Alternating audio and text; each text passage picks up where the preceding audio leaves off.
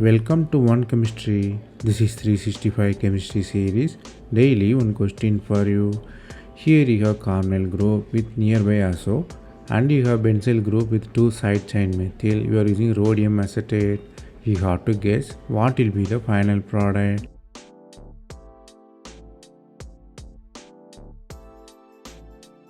Whenever you see carbonyl group and nearby nitrogen, nitrogen is a very good leaving group. It forms carbene there.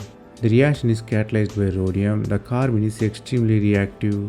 The carbene has to be coiled, so the lone pair attacks it. You have new 5-member ring formation. So the 5-member is an anion. It attacks by benzyl group because it leaves through the side reaction. So you have the final product with phenyl side chain.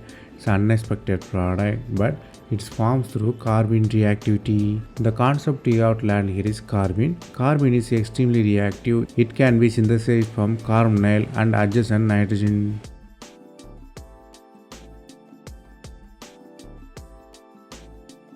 That's all from this video.